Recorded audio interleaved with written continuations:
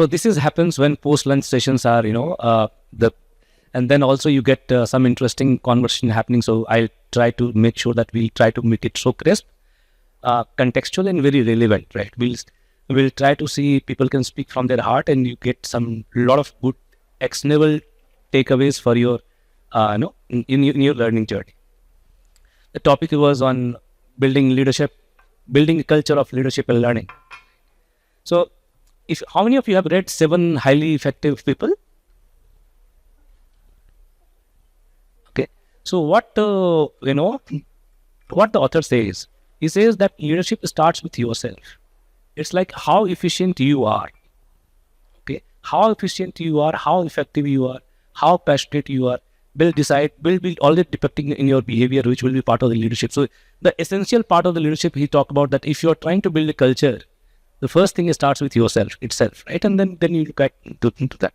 So what I intend to do, because since I'm a speaker, since I'm a moderator, I'll try to speak in moderation. I'll let my fellow panelists speak volumes.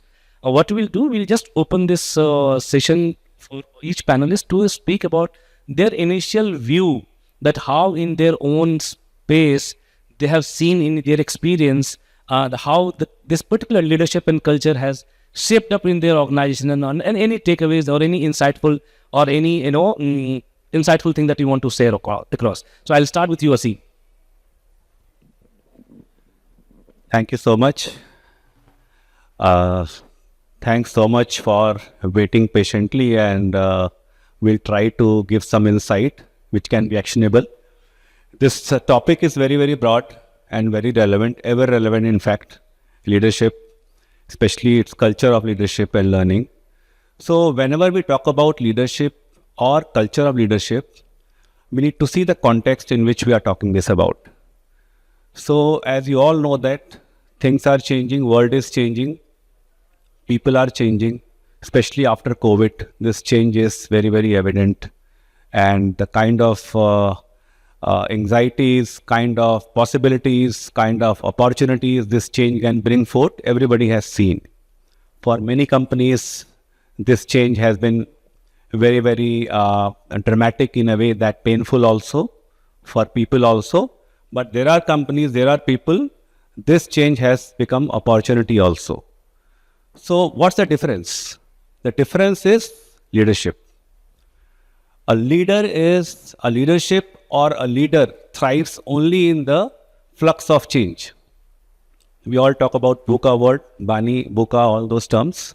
Whenever you talk about change, a leader is required to facilitate people to tide over the change and to see the unseen and to find the opportunities and to leverage the strength of people towards those opportunities.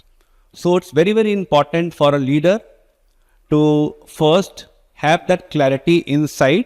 It starts from self, then only that clarity will come outside and that change management can happen. So that's my first take on leadership and the culture. Thank you. Yeah, so Deepti, over to you for your initial remarks. Yeah, thank you so much for having me here. So as Aseem has rightly said, this leadership is a topic wherein people can speak so many things about. But for me, the leadership is, there are 2 things. One, a leader has to lead by example. I'm sure you must have read in books. But once it comes to corporate, it plays a very, very important role how a leader shapes his or her team in the organization. How he or she is driving the organization depends on a leader.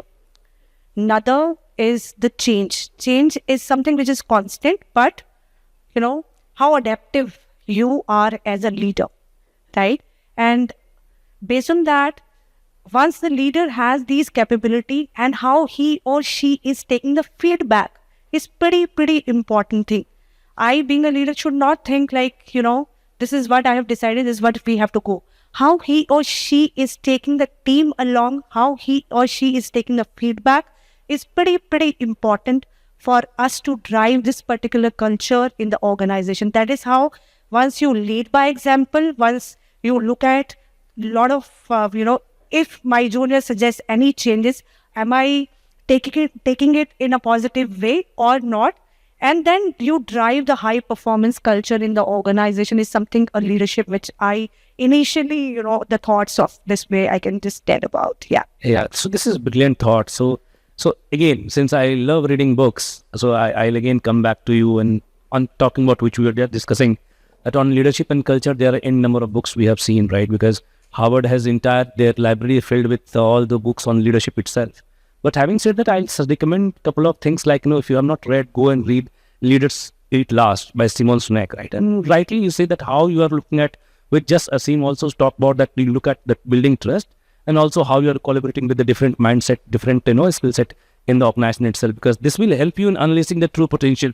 At times it happens that you may not be doing the right thing at this point of time. Maybe you are not able to find out your right mojo, but if you go deep in and probably put your helping hand together and try to build unleashing the potential to these guys, and they can do wonders. So over to you, Aseem, again to have the same topic on how you think that from how leadership and culture building is important to you and your organization itself.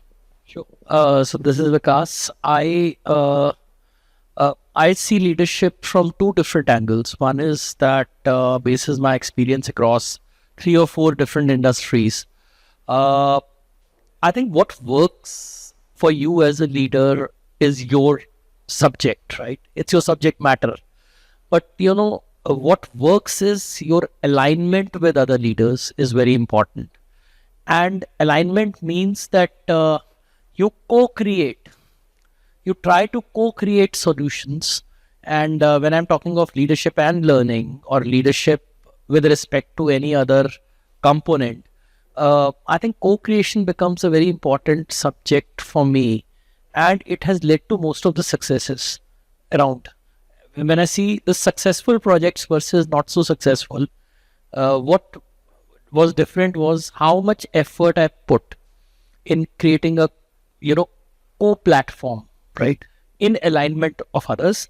Now that can't happen if you don't know the need. So I am also jumping to the other side and knowing, in today's world, you can't have one intervention which is catering to everyone. You need to have capsule-based needs, identified and worked upon it.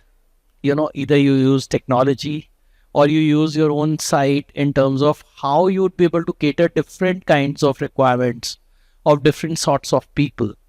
And, how you can create that change is something that can really make a different kind of mark. For everyone, nothing works today. So for me, leader is who can co-create and align. And secondly, identify a source which can help, addressing different kind of needs of various people. Yeah. So guys, do you ever, because you also have seen the business side, right? Not only from the HR side, where HR facilitates building the leaders, but you're also creating leaders and being a leader yourself. So how you think that from your experience so far, the culture of leadership, the culture of building leadership and continuous learning, how has been evolved over the years, and what you see from your perspective? So, I'll just say a very famous saying, coming together is a beginning and keeping together is a progress, but working together is a real success. So as leaders, the main job of leader is, to bring the reality, the vision into reality, which is the biggest role of the leader. Now, as far as the culture goes, culture is something, even if nobody's watching and the work is done in a similar manner, that's a real culture which any organization demonstrates. And changing the culture is a big one, changing the DNA is really big, a big shift. So for us as Hitachi, we have been really transforming the leadership to the next level, where we want leaders to demonstrate the learning culture, because it's a continuous process. If leaders don't take that lead, in adapting to the new changes, we all know the way AI is coming up, Gen AI. So all of you would have read, where is the NVIDIA valuation gone? Any guess? Where is NVIDIA valuation gone? It's almost $2.3 trillion. And the share has gone to $903 in last 6 months. It's jumped by almost 100%. So the reason being, the world is changing. And if we don't adapt ourselves as leader to the changing world, we'll all become obsolete. So there is a very famous saying which I did in my last learning module. It is the 6 hats which we wear. So we all wear as individual, as leaders, 6 different hats. One is white, which gives the data. Second is a red, which gives the emotion. Black is something, we all carry negative emotion, which is very important. Green is creativity. Blue is process. And yellow is, good things, the greener side of it. So we all wear 6 hats as leaders. All of us are here leaders. And it's a situational leadership, which we should be, as parent, we wear a situation, we become a situational leader, same as the office. So I think we all are evolved. We are leaders. All of us are leaders, but we need to be a situational leader. Depends upon where we are and what situation we are in.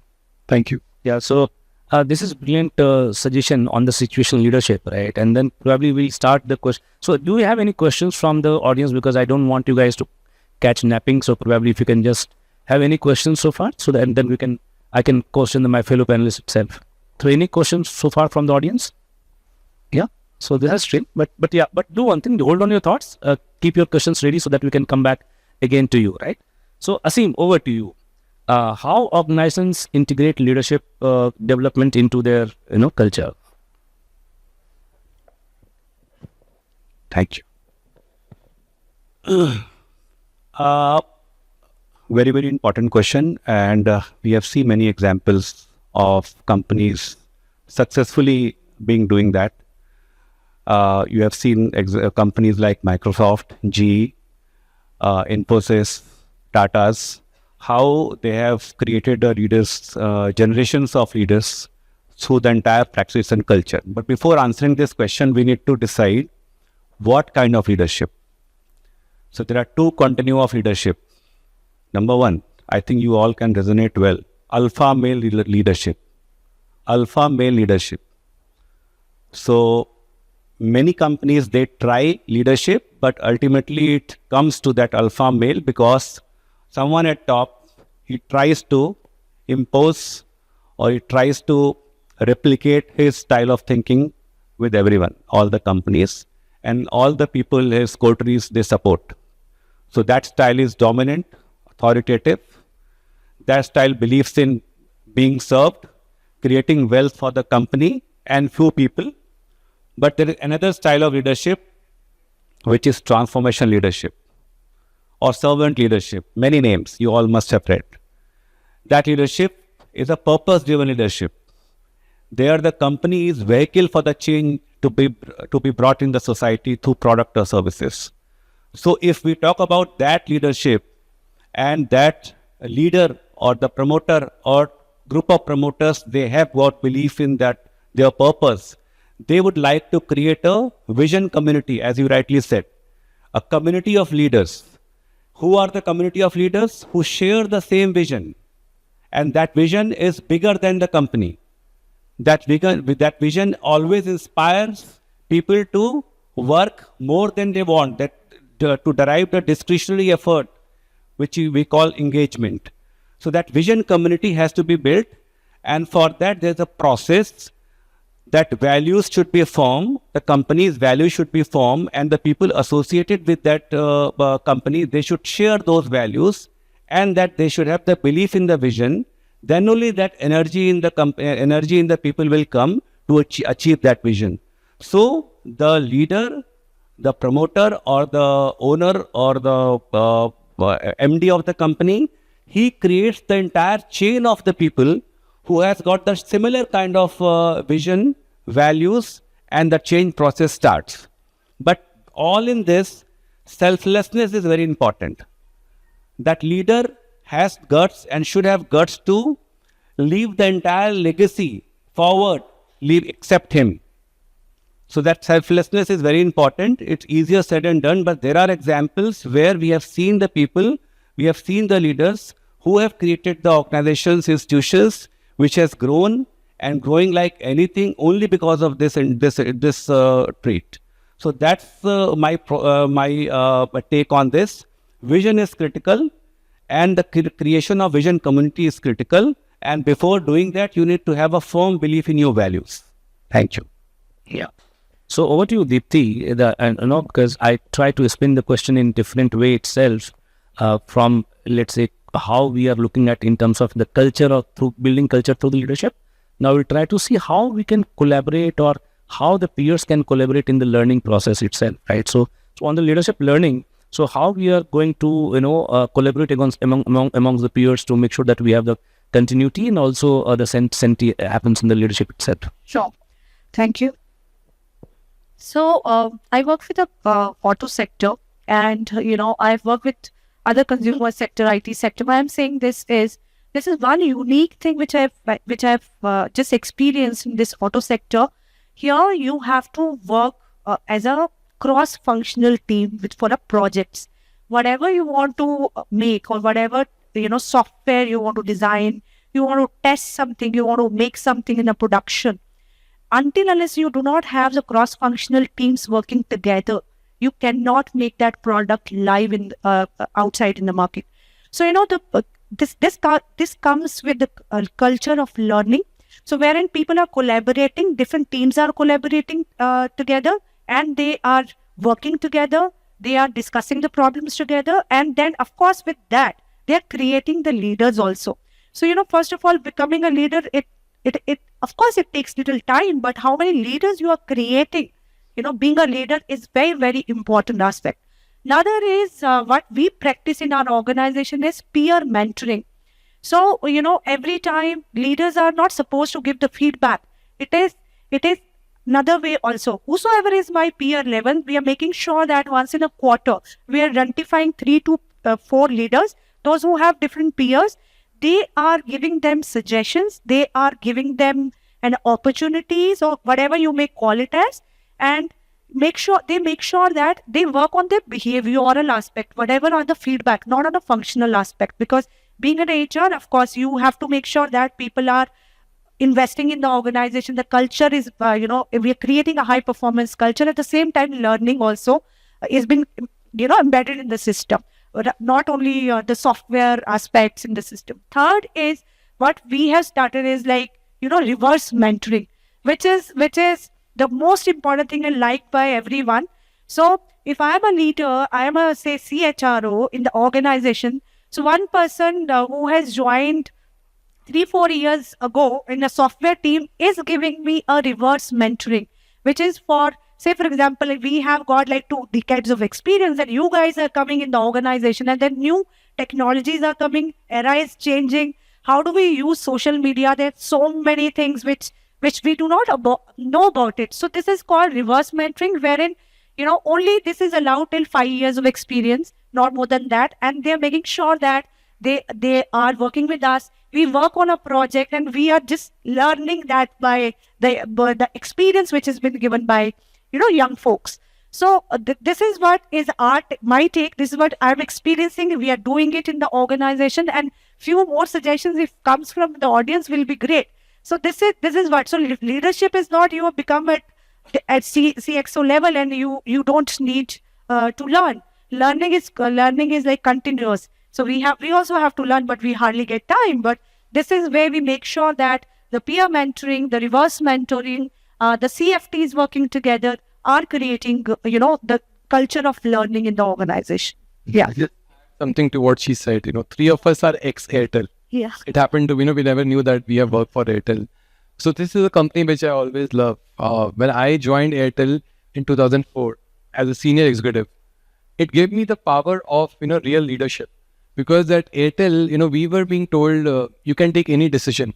It is not necessary to be a CXO, what she mentioned, that to take a leadership role, you have to be a CXO.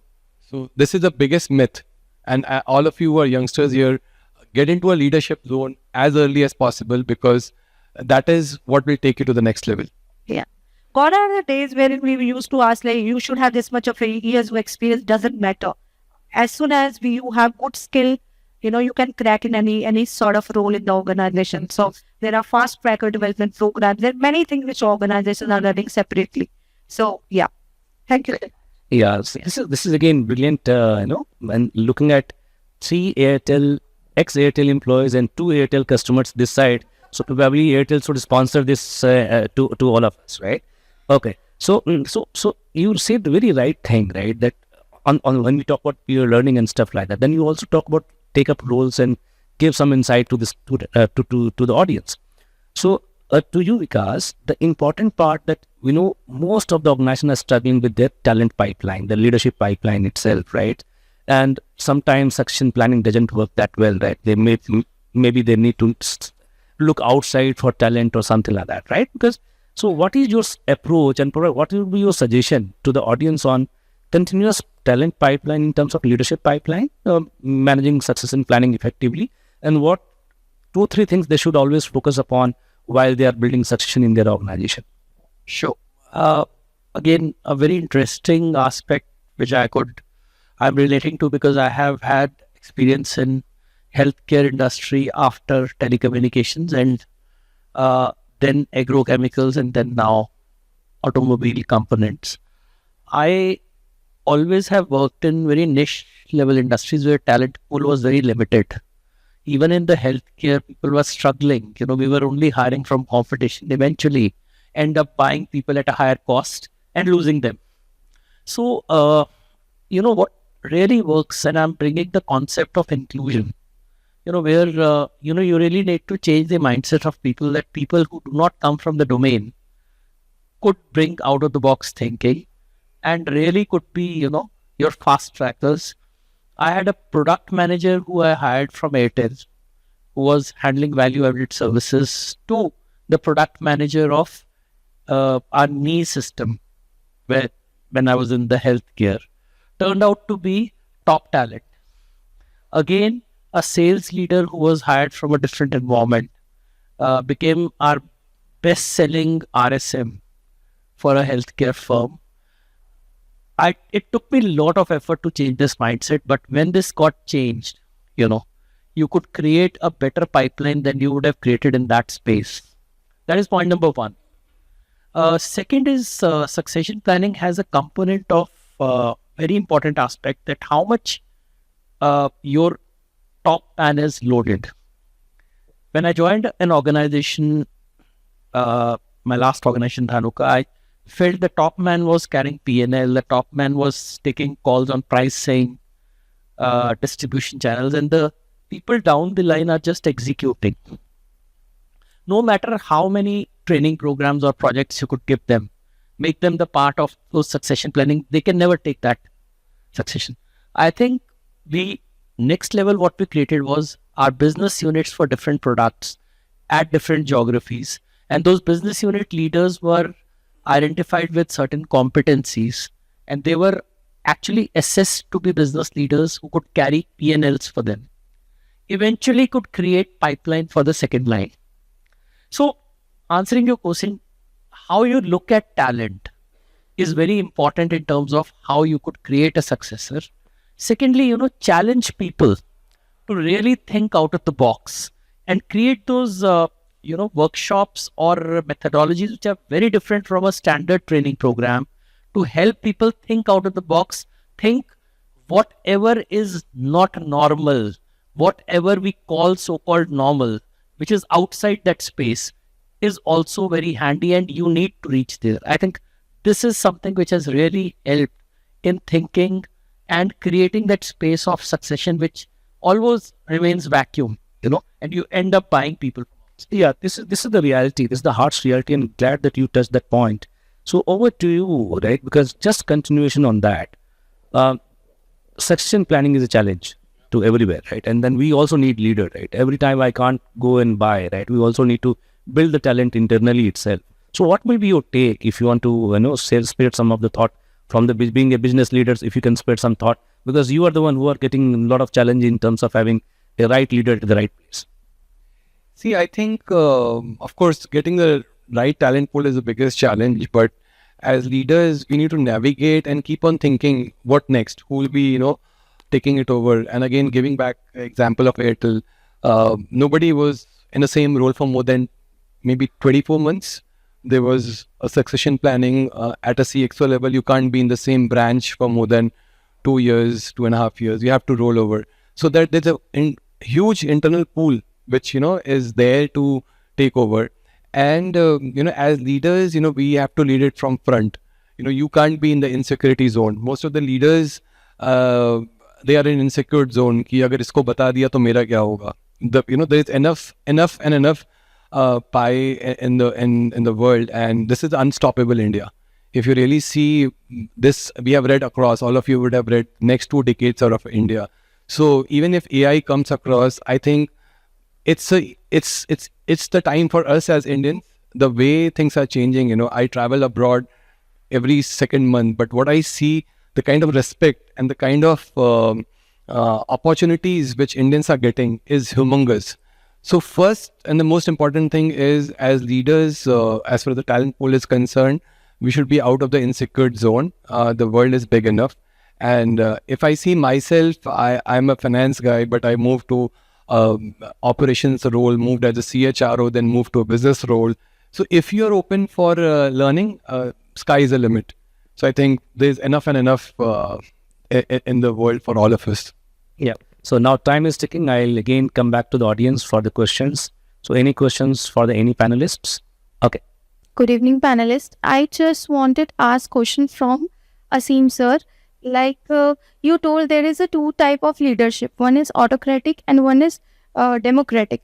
So right now scenario which is going on, which leadership style is good for organization? What is your opinion in this?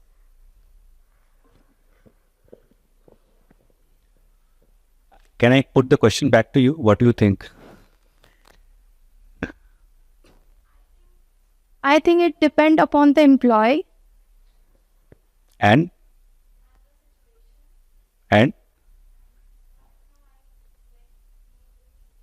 right question, right observation, right. So both styles are relevant. So as you know, that kid is there. A kid sometimes requires some kind of affirmation and authoritarian approach also to make him work in a way that is required, because behind that also empathy is there. So ultimately one has to adopt participative form of leadership, because things are changing, people are different, everybody has got different aspirations, different expectations and different goals. A leader brings forward all those together, where everybody is allowed to practice their uniqueness also, and still they are united for a common goal. So that is the only leadership style which is long-term and sustainable, which can bear fruit for everyone. Yeah, especially the organization setup. Yeah.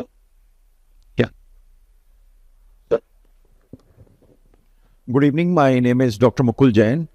My question is like what the Deepti ji was referring about, reverse mentoring. So we understand that reverse mentoring is more for technology solutions from people who are, say, 5 years of experience, as you said. So is it apart from technology, what kind of reverse mentoring? Please give us more examples and case studies. Yeah, so it is nothing to, as I said, nothing to do with software at all, nothing to do with business at all. It is totally for a people perspective. As I said and mentioned it rightly, like you have top layer in the organization, right? And then they come with a certain set of experience, right? And then if I have to say go out and I have to see young blood is coming in, yeah. So there are many things like VUCA world, social media, employer branding. Just giving you an example from a HR standpoint. Of course, from branding standpoint, how marketing has to use the logo, this should be there, that should be there. We being into this particular league might not be knowing how to use this particular, terms exactly. So these guys comes in and there's a proper module which we run it for 3 days. It is called, it has gone as one of the best practice in India. So from our organization. So what we do generally is we give an opportunity. The criteria is, of course, the person should be there in the organization for 2-3 years, or their performance rating should be good. And then there's a process start, right? And they make sure that they create case studies. They make sure to check what level we are in. So, they put the questions and then we reply back. So it is just happening between 3 to 6 guys, not more than that. And once I reply, say, on the question, whatever is there, we write it, we write our answers, we get to know where we are. Sometimes we score 20 out of 100, Sometimes we score 40 out of 100, or sometimes we are 50-50. So based on that, they start guiding us. And it is not on presentation. So what they do is they take us on the floor and how they are utilizing, how they are working with other fields. And that is how we learn. It's an on-the-job learning which we do. And but we make sure that in a week, we spend 3 hours on this particular initiative. This is what we do. Thank you. Thank you. Yeah, so time's up. So what we can do, we'll step out and you can ask the questions. Sorry about that, because we need to be mindful for our next session. So thank you so much for having us here. I wish I could have spoken more time with you guys and continue to build your leadership. Thank you.